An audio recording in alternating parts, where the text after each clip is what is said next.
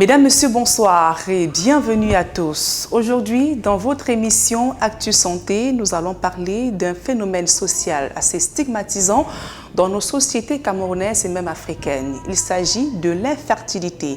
Les femmes sont malheureusement à tort considérées comme les seules responsables de ce problème. Pourtant, les hommes sont de plus en plus touchés. Un lourd fardeau social pour les couples. Quelles sont les causes de l'infertilité ? Quelle solution face à ce problème? À quel moment faut-il recourir à la fécondation in vitro? Pour en parler, nous recevons ce soir le docteur Eve Michel Tokam, chirurgien, gynécologue obstétricien et promotrice de la clinique La Plénitude Samuel Kwam, située à Bali. Et merci de nous retrouver sur le plateau d'Actu Santé sur Equinox Télévision. Docteur Eve Michel Tokam, bonsoir et merci de répondre à nos questions. Bonsoir Madame Yonvou. Enfin, nous avons l'opportunité d'avoir cette petite discussion. Ça fait un moment que nous en parlions et je vous remercie infiniment de cette opportunité pour parler de l'infertilité parce que c'est un problème de plus en plus prégnant dans nos sociétés. C'est vraiment un sujet d'une importance capitale. Et donc ce soir, j'espère que nous allons avoir le temps de l'explorer en profondeur et de pouvoir véhiculer des messages forts à nos patientes et à nos patients également, afin d'avoir une meilleure prise en charge de cette pathologie. D'accord, le plaisir il est partagé, docteur. Alors, justement, l'infertilité, parlons-en, qu'est-ce que c'est exactement? Alors, on va commencer par définir l'infertilité de façon simple. Donc, l'OMS, qui est l'Organisation mondiale de la santé, définit l'infertilité comme l'absence de grossesse après 1 an de rapports sexuels réguliers. Et donc, il faut bien sûr préciser que les rapports sexuels doivent être a priori présents sur la fenêtre de fertilité. Il faut bien que les rapports sexuels aient lieu pendant le moment où la femme est censée être fertile. Et donc, après 1 an sans grossesse, on parle d'infertilité dans un couple. Alors, pour mieux comprendre l'infertilité et la stérilité, quelle est la différence entre les deux concepts? Alors, la stérilité est un terme assez péjoratif. La plupart des spécialistes en procréation médicalement assistée n'utilisent pas ce terme. Alors, la stérilité marque le côté définitif, c'est-à-dire l'impossibilité à concevoir de façon naturelle. Donc, pour parler de stérilité, il faut avoir fait un bilan complet du couple, c'est-à-dire de la femme et de l'homme, et avoir conclu qu'il y a une impossibilité à concevoir naturellement. Néanmoins, c'est un terme que nous n'utilisons pas du tout, en tout cas quasiment pas, parce qu'il est assez stigmatisant et péjoratif. Alors, tout à l'heure, on l'a dit à l'entame de l'émission que l'infertilité est un phénomène social assez stigmatisant. Et pour beaucoup, il s'agit d'un problème de femmes. Pourtant, les hommes sont de plus en plus touchés. Pourquoi autant de tabous autour de l'infertilité, docteur? Alors, c'est une question vraiment importante et c'est une question cruciale. Alors, l'infertilité est un sujet tabou et vous savez que dans nos sociétés bantoues, malheureusement, nous sommes dans une société assez patriarcale. Quand il y a une infertilité dans un couple, bien souvent, c'est d'abord le problème de la femme. D'ailleurs, c'est la femme qui vient d'abord en consultation pour présenter le problème. Et pourtant, nous, lors des bilans, on se rend bien compte que les causes de l'infertilité, et on va le voir tout à l'heure, sont partagées entre les deux sexes. C'est pas un problème purement féminin, mais c'est vraiment un problème de couple. Et nous allons voir dans les chiffres tout à l'heure que l'infertilité masculine représente 50% au moins des couples qui viennent nous voir. On va voir dans les chiffres tout à l'heure que vraiment il y a un problème masculin qui est vraiment important dans l'infertilité, donc à ne pas négliger. Et vous avez justement, docteur, mené une enquête à ce sujet sur le profil des couples infertiles au Cameroun. Et on a pu voir que 15% d'hommes souffraient d'azospermie, l'une des causes de l'infertilité masculine. Alors qu'est-ce que c'est exactement et quelles sont ces causes? Alors, justement, c'est très important que vous parliez de cette enquête. Donc l'étude est à paraître, mais nous avons mené ici dans le centre de fertilité Kilaya Fertility Center, qui est ici à la clinique, une étude sur tous les couples infertiles qui ont consulté entre 2020 et 2022. Alors, je vais commencer par vous dire que nous avons 56,5% de sperme qui étaient anormaux, de spermogrammes qui étaient anormaux. Donc, le spermogramme, c'est l'analyse du sperme masculin que l'on fait après 3 à 5 jours d'abstinence. Il y a des critères précis pour dire un spermogramme est normal ou il est anormal. Et donc, dans les couples qui sont venus consulter ici entre 2020 et 2022, vous voyez que plus de la moitié des couples, le conjoint avait un spermogramme anormal. Donc vous voyez que l'infertilité masculine est vraiment une question importante et une part importante de l'infertilité. Et donc, parmi ces 56,25% de spermogrammes anormaux, il y avait 13,5% d'azospermie. Alors l'azospermie, c'est l'absence totale de spermatozoïdes dans le sperme. Ça veut dire que quand on regarde l'éjaculat ou le sperme d'un homme, il n'y a pas du tout de spermatozoïdes. Or, le spermatozoïde est le gamète masculin qui va aller féconder l'ovocyte qui est le gamète féminin pour pouvoir aboutir à la création d'un embryon. D'accord? Donc vous comprenez qu'en l'absence totale de spermatozoïdes, il ne peut pas y avoir de grossesse. Et quelles sont les causes exactement de ce problème? Alors, il y a plusieurs types d'azospermie. C'est vrai que c'est un phénomène de plus en plus important que l'on constate en augmentation. Je veux d'ailleurs préciser que toutes ces azospermies étaient chez des patients de moins de 38 ans dans notre étude. Donc vous voyez, ça concerne vraiment le sujet jeune. Et il y a fort à penser qu'il y a bien sûr des azospermies qui sont d'origine congénitale, entre guillemets, c'est-à-dire c'est des petits garçons qui naissent avec leurs testicules qui ne sont pas descendus dans les bourses, ce qu'on appelle une cryptorchidie. Et donc, quand les testicules ne sont pas descendus dans les bourses, ils ne peuvent pas maturer et acquérir la capacité de produire des spermatozoïdes. D'accord? Donc ça, c'est une part minoritaire de ces azospermies. Il y a aussi des azospermies qui sont consécutives à des infections de l'appareil génital masculin. Et du coup, il y a une obstruction des canaux qui permettent d'émettre le sperme. Et à ce moment-là, on va trouver des spermatozoïdes dans les testicules, mais on ne va pas les retrouver dans le sperme parce qu'il y a cette obstruction du canal qui dessert, qui permet d'émettre le sperme. D'accord? Ça, c'est les deuxièmes causes. Mais il y a fort à penser aussi que le type de vie, le mode de vie, notamment l'alcool, le tabac, le fait de ne pas mener une vie saine, le stress, le manque de sommeil, la pollution également. On est dans un environnement où la pollution est sous-évaluée.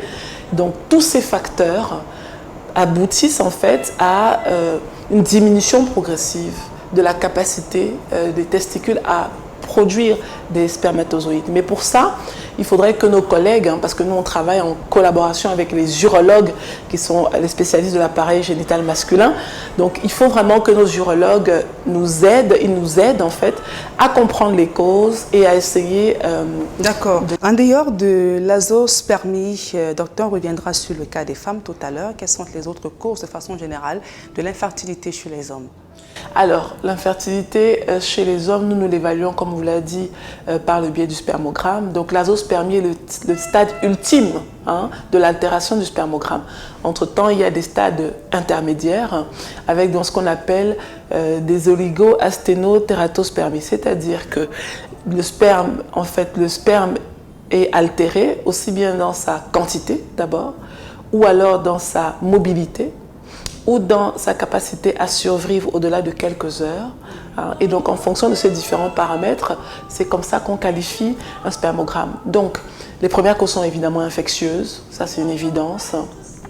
Les infections altèrent la mobilité essentiellement des spermatozoïdes, mais créent également cette obstruction dont j'ai parlé dans les canaux qui amènent les spermatozoïdes à l'extérieur.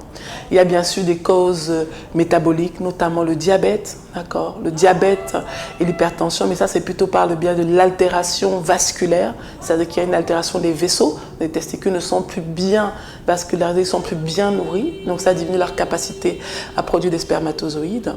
Il y a beaucoup de causes qu'on appelle idiopathiques, c'est-à-dire que inexpliquées, la médecine ne comprend pas encore pour le moment, d'accord.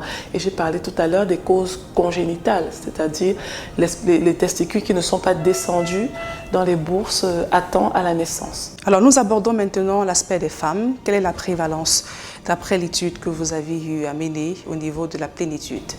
Alors on peut distinguer à peu près 6 grandes causes d'infertilité chez les femmes. Et on va commencer par parler vraiment de l'infertilité qui est liée aux infections. Ça, c'est vraiment un point très important. Je voudrais que toutes les femmes partent ce soir avec ce message. Nous avons, dans notre étude ici 2020-2022, 56,25% d'infertilité qui était d'origine infectieuse, c'est-à-dire de sténose tubaire. Quand on parle de sténose tubaire, on parle d'obstruction des trompes. Je pense que c'est un terme qu'on entend beaucoup. Exactement, les trompes bouchées. Alors nous, on parle de sténose tubaire. Qu'est-ce que c'est les trompes bouchées? Les trompes, ce sont les conduits qui sont chargés de récupérer les ovocytes, qui sont les gamètes féminins au niveau des ovaires, et de ramener l'embryon, une fois qu'il est fécondé, au niveau de la cavité utérine, où il va s'implanter et se développer pour devenir un fœtus. Alors il faut savoir que la fécondation a lieu dans les trompes. Dans les trompes, c'est vraiment le lieu par excellence où la vie naît, d'accord? Donc les trompes vont récupérer l'ovocyte au niveau de l'ovaire, les spermatozoïdes vont traverser tout le tractus génital et venir féconder les ovocytes dans les trompes. Donc quand les trompes sont obstruées, il ne peut pas avoir de conception naturelle. Or, dans notre étude, vous avez vu qu'il y avait 56,25% de femmes qui présentaient une obstruction tubaire. Donc c'est vraiment la cause majeure d'infertilité. Et la cause principale de cette obstruction tubaire, c'est le chlamydia. Le chlamydia est un germe sournois qui a très peu de symptômes, très peu de manifestations, à peine quelques pertes vaginales, parfois un peu quelques douleurs, mais sans plus. Donc c'est un germe qui est très nocif. Vous avez vu, j'ai parlé de l'importance des dégâts qu'il peut causer sur les trompes, et pourtant il ne se manifeste pas bruyamment. Ça veut dire qu'on peut avoir le chlamydia pendant des années et ne pas le savoir, ne pas le traiter. Et c'est au moment où on va vouloir faire un bébé, qu'on va faire un bilan et qu'on va se rendre compte qu'on est porteur du chlamydia. Donc, s'il y a vraiment un message fort ce soir, c'est prévention des infections sexuellement transmissibles. Ça veut dire que quand on veut avoir des rapports sexuels avec son partenaire, il faut avoir des rapports sexuels protégés, tout simplement. On parle beaucoup du HIV, bien sûr, de l'hépatite B, de l'hépatite C, de la syphilis, ça c'est très important. Mais le chlamydia aussi, c'est vraiment fondamental pour la fertilité. Donc ça, c'est un message fort. Voilà. Et donc, en deuxième cause, c'est une cause qui était sous-estimée avant. C'était souvent une cause dont on parlait dans les pays occidentaux, c'est la diminution de la réserve ovarienne, voire l'insuffisance ovarienne prématurée. C'est-à-dire qu'on a beaucoup de femmes qui ont moins de 40 ans, qui se présentent chez nous pour infertilité, et quand on évalue le nombre d'ovocytes qu'elles ont, ce nombre est diminué. Il y a deux façons de l'évaluer. Il y a une prise de sang avec une hormone que l'on mesure, qui est l'AMH, ou alors on compte les follicules entre le 2e et le 6e jour des règles. Et bien on se rend compte dans notre étude qu'on avait vraiment presque 40% des femmes avant 35 ans qui avaient un compte folliculaire qui était diminué. Et quelle est la cause ? Encore une fois, comme je vous dis, c'est quelque chose de nouveau que nous-mêmes on essaye de comprendre. Avant, on disait, chez nous les femmes africaines, la cause de l'infertilité était uniquement infectieuse, par obstruction tubaire. Mais également chez nous, on commence à voir des vraies diminutions de réserve ovarienne. Alors c'est probablement lié effectivement au stress, à la pollution, à toutes les maladies métaboliques et chroniques, d'accord, à la pollution encore, j'insiste, parce que c'est quelque chose qui est sous-évalué chez nous. Il y a certainement un gros facteur génétique que nous on sous-évalue. Et le premier point, c'est de se dire qu'il faut comprendre que l'âge auquel les femmes aujourd'hui essayent de faire un bébé, il a été repoussé au-delà de 35 ans. Oui. Et le pic de la fertilité, c'est alors quel âge ? Alors que le pic de la fertilité chez la femme, c'est 20 ans. Comprenez? Alors aujourd'hui, les femmes jeunes veulent d'abord finir une scolarité, peut-être s'épanouir sur le plan professionnel, avoir quelques assets au niveau financier, une maison, peut-être un véhicule, avant de construire une famille. Sauf qu'on commence à penser à construire une famille à 35 ans et naturellement, la fertilité d'une femme diminue à partir de l'âge de 37 ans. Vous voyez? Et je pense que c'est pour ça aussi qu'on se retrouve avec beaucoup de femmes au moment où elles veulent faire un projet de naissance avec une réserve ovarienne qui diminue. D'accord. Parmi les causes également, docteur, j'ai pu lire l'endométriose, ce mal qui dérange les femmes comme cause. Alors, c'est très important ce que vous venez de dire, Madame Yambou. Effectivement, l'endométriose, c'est une maladie complexe que nous n'avons pas encore fini de comprendre. Néanmoins, on peut la définir comme la présence en dehors de la cavité utérine. Donc la cavité utérine, c'est l'intérieur de l'utérus, c'est la partie qui porte le bébé. Cette partie est recouverte d'un revêtement de glandes qu'on appelle l'endomètre. Et normalement, cet endomètre n'est censé être présent qu'à l'intérieur de cette cavité utérine. L'endométriose, c'est la présence de cet endomètre en dehors de la cavité utérine. Donc, partout en dehors, c'est-à-dire au niveau des trompes, au niveau des ovaires, au niveau même de la cavité abdominale. Et donc, cette endométriose est une maladie de l'inflammation et de la douleur. Et donc, elle provoque des adhérences, des accolements, des attachements au niveau de l'appareil génital. Et donc, peut provoquer une infertilité par plusieurs biais. Il y a l'obstruction donc des trompes, donc qui cette fois-là ne sera pas due au chlamydia, mais plutôt due à l'endométriose. Elle altère la qualité des œufs au niveau des ovaires. Donc les ovocytes dont on a parlé tout à l'heure, qui vont rencontrer le spermatozoïde, ne sont pas de bonne qualité. Donc on a un développement embryonnaire qui va être anormal. Mais on a aussi une mauvaise qualité d'implantation, parce que j'ai expliqué tout à l'heure que l'endomètre, c'est la partie qui accueille le bébé. Le bébé vient se coucher, se nicher dans l'endomètre. Et donc quand cet endomètre n'est pas de bonne qualité, le bébé ne peut pas s'implanter. Ça provoque ou une absence de grossesse ou des fausses couches à répétition. D'accord. Alors, quelles peuvent donc être les conséquences de l'infertilité pour vous qui êtes au quotidien avec les couples? Oh là là, mon Dieu, j'ai envie de vous dire, Mme Yambou, l'infertilité, c'est vraiment un fléau. C'est vraiment un fléau avec un impact à tous les niveaux, particulièrement dans notre société. Vous savez que se reproduire et faire un enfant, c'est un peu une façon de vaincre la mort. Pour nous les êtres humains, nous savons que nous avons une finitude. Nous ne savons pas quand est la fin du voyage, mais la fin du voyage est certaine pour nous. Et bien, se reproduire, faire un enfant, c'est une façon de continuer le voyage à travers nos enfants.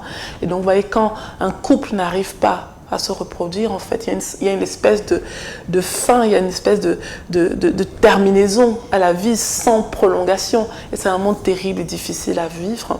C'est encore plus difficile pour les Bantous parce que vous savez que les hommes en particulier, nous on a vraiment des difficultés avec les hommes qui n'arrivent pas à procréer, notamment des enfants de sexe masculin parce qu'ils ont l'impression que leur virilité est vraiment atteinte. Et pour les hommes, la virilité, c'est vraiment un élément important du self-esteem. Donc c'est vraiment quelque chose qui est douloureux pour les hommes. Et comme vous l'avez dit tout à l'heure, on stigmatise les femmes. C'est les femmes qui sont la cause sans même avoir fait un bilan. Tout de suite, c'est la femme qui n'arrive pas à accoucher. Et donc, ça crée beaucoup de dommages. Les femmes ont vraiment beaucoup de problèmes dans leur foyer, avec leur belle famille, parce qu'il n'y a pas d'enfants. Donc, j'ai envie de dire, on voit beaucoup de couples qui se séparent à cause d'une infertilité. On voit beaucoup de souffrances psychologiques à cause de l'infertilité. C'est la raison pour laquelle dans notre centre, nous avons l'appui d'une psychologue qui nous aide à accompagner les couples au cours de cette démarche d'infertilité, parce que nous allons le voir tout à l'heure, les solutions que nous apportons ne sont pas faciles, elles ne sont pas évidentes, ça demande de l'investissement physique, mental, et ça génère beaucoup de souffrance également. Alors, docteur, et dans le suivi des couples infertiles, si je peux le dire ainsi, que vous suivez, alors quelle est la série d'examens que vous préconisez, que ce soit chez l'homme ou la femme, pour pouvoir engager un processus? Alors, je vous remercie beaucoup pour cette question, Mme Yambou, parce que la première phase pour s'occuper d'une infertilité, c'est une phase d'enquête. On est vraiment comme un policier. Il faut comprendre qu'est-ce qui ne marche pas. Il faut comprendre qu'est-ce qui ne va pas. Alors, donc, chez l'homme, comme je l'ai dit tout à l'heure, nous allons faire un spermogramme, c'est-à-dire évaluer son sperme avec des critères. L'OMS a défini des critères pour évaluer un spermogramme. Donc, on va évaluer le volume de son sperme, la quantité de spermatozoïdes qui est à l'intérieur. Est-ce que ces spermatozoïdes sont mobiles? Est-ce qu'ils vivent longtemps? Et puis, les formes typiques, c'est-à-dire leur capacité à présenter une morphologie, c'est-à-dire une apparence normale. On va également vérifier qu'il n'y a pas d'infection chez les hommes. Voilà à peu près de façon sommaire le bilan masculin. Et chez la femme, on va évaluer 4 aspects. On va évaluer, comme on l'a dit tout à l'heure, sa réserve ovarienne. Donc, est-ce qu'elle a suffisamment d'ovocytes pour pouvoir produire des ovocytes et pouvoir donc être fécondée? Est-ce que les trompes, qui sont le lieu de la fécondation, sont ouvertes, sont perméables. On va également évaluer le profil endocrinien. Qu'est-ce que c'est le profil endocrinien? C'est un bilan hormonal parce qu'il faut bien que ces ovocytes qui sont dans l'ovaire puissent être émis. C'est ce qu'on appelle d'ovulation. Donc pour qu'ils soient ovulés, il faut qu'il y ait un certain équilibre, il y a un jeu d'hormones qui doit être physiologique chez la femme et donc on évalue est-ce que ce jeu d'hormones est bien. Et puis enfin on va évaluer la cavité utérine qui est donc le nid où le bébé va aller s'implanter. D'accord? Donc il faut évaluer les deux partenaires. Un bilan d'infertilité, c'est vraiment les deux partenaires qu'on évalue sans oublier évidemment le bilan d'infection. On ne va pas le dire et le redire.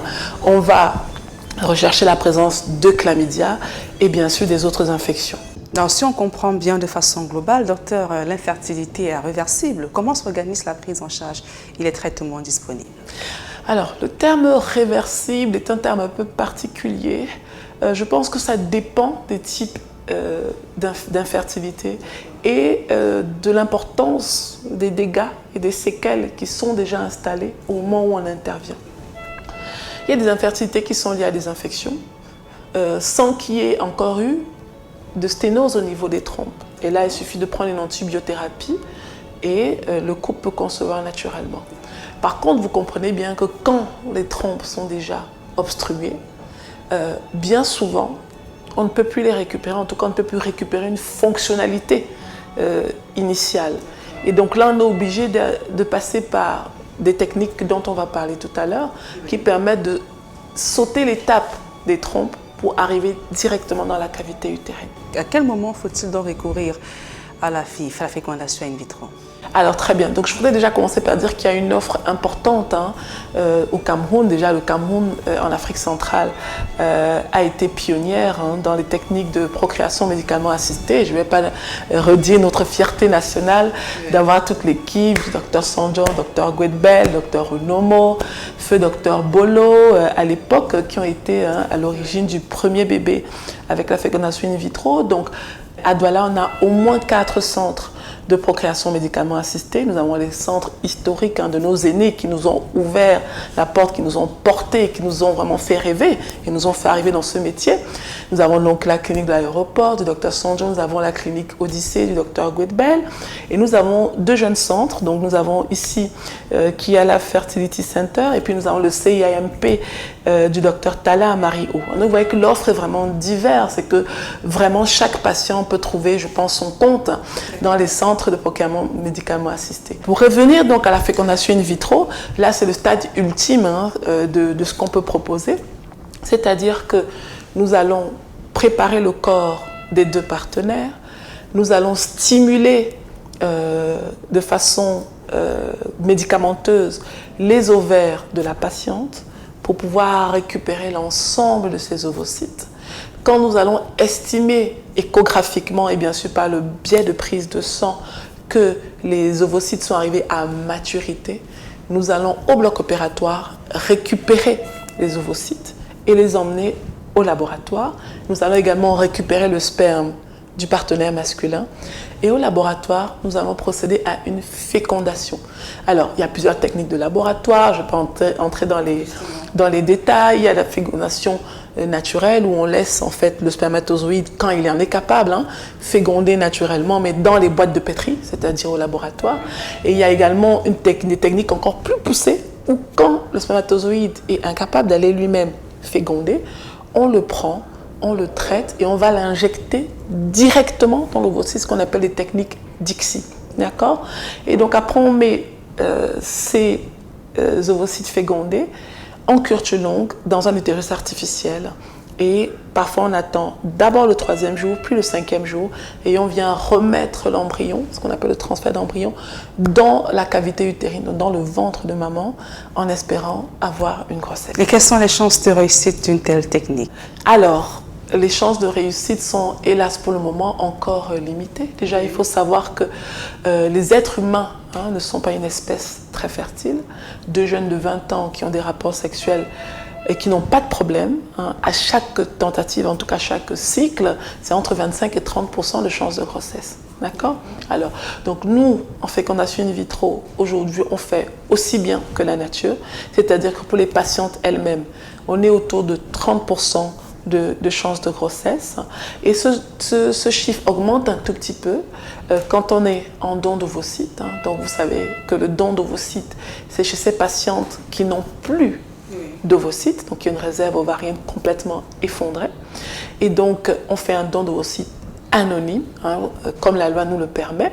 Donc généralement, ces patientes qui permettent gratuitement aux autres femmes d'être mamans sont jeunes. Elles ont 21, 22, 23 ans. Et donc, quand l'âge étant le facteur principal de réussite, on peut monter un tout petit peu, entre 35 et 40% de chances de réussite en don d'ovocytes. Vous avez parlé de l'âge. Alors, jusqu'à quel âge une femme peut bénéficier de la FIV? Alors, la législation camerounaise parle de 55 ans. D'accord, qui est la limite pour les femmes. Il n'y a pas de limite d'âge pour les hommes. Et vous avez déjà eu à réaliser combien de fécondations in vitro, les succès à la plénitude? Alors, notre centre a ouvert en fin 2019 et donc nous avons à peu près en frais entre 250 et 300 cycles en frais et en cycle congelé. Vous savez qu'on a la possibilité de vitrifier les embryons et de les dévitrifier après. Nous avons à peu près entre 100 et 150 cycles. Et notre taux est à peu près à 35%. On est à peu près à 35%. Alors, on va sortir de l'émission de façon simple. Qu'est-ce qu'on devait retenir lorsqu'on parle de l'infertilité et quels sont les moyens de prévention? Alors, je vais commencer par insister sur la prévention des infections. Bien sûr, on a bien compris qu'une grosse partie d'infertilité venait des obstructions tubaires, notamment liées au chlamydia.